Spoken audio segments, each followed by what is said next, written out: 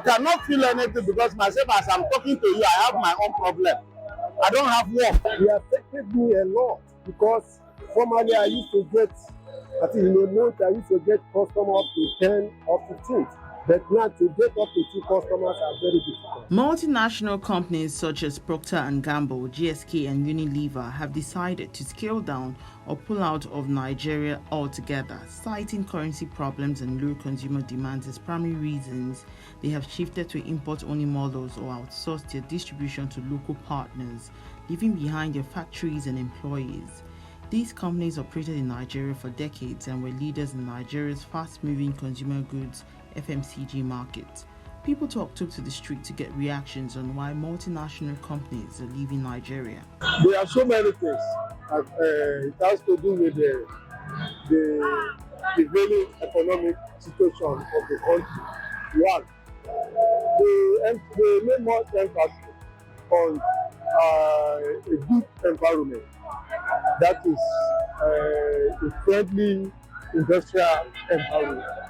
And in which I believe the present government, they are trying as far as that one is concerned. The problem we are having now is not a present problem. It's a problem that has been,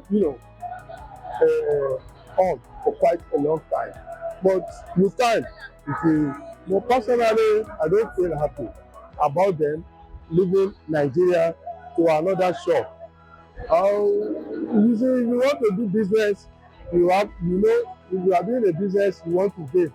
So maybe the environment is not conducive for them now. That's one thing that I believe. So you cannot do a business whereby you run into a loss, a completely loss. So, but I just believe that the present government, they do so many, they will tackle that area. That's one. Yeah, they are also very sensitive to that particular area. Don't look, leaving Nigeria, GSK, Smith leaving Nigeria. No. It's a very dirty case. I think the main issue behind it is because of power supply. That's the main point there. Because if there was a good power supply, like a constant one, I'm very sure they would have stayed and the production rate would be so high. But now, due to the lack of power supply, they need to get diesels for production, and these increases the cost of any product being manufactured. So I think that's the main issue behind it. So that's just the main issue behind it. If this thing can be caught, then I believe everything, like possibility of them coming back to this country. And now that they've left, many people are left unemployed, and this increases the rate of unemployment in Nigeria as well.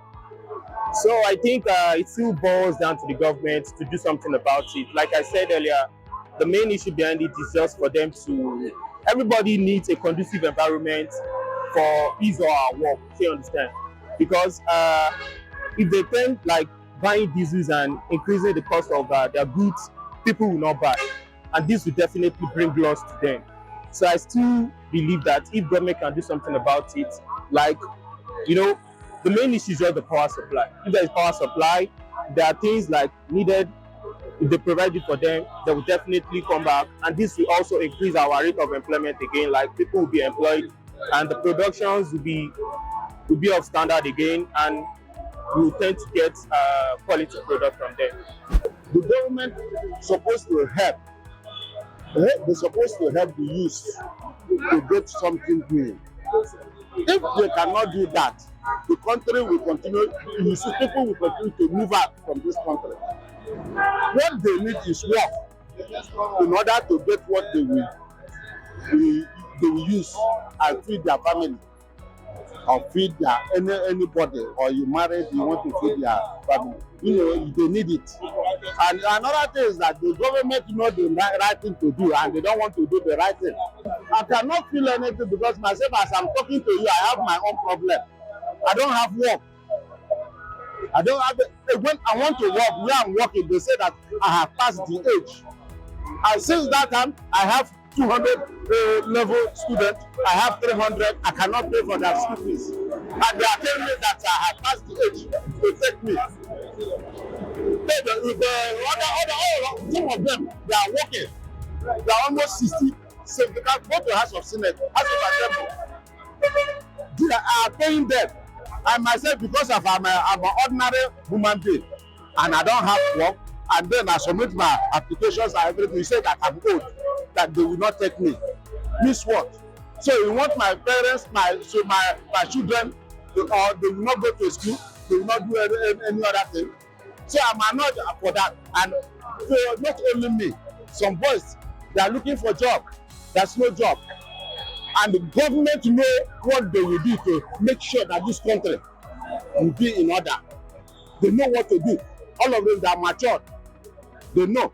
So it's not for me they will hear the right thing. They know the right thing to do.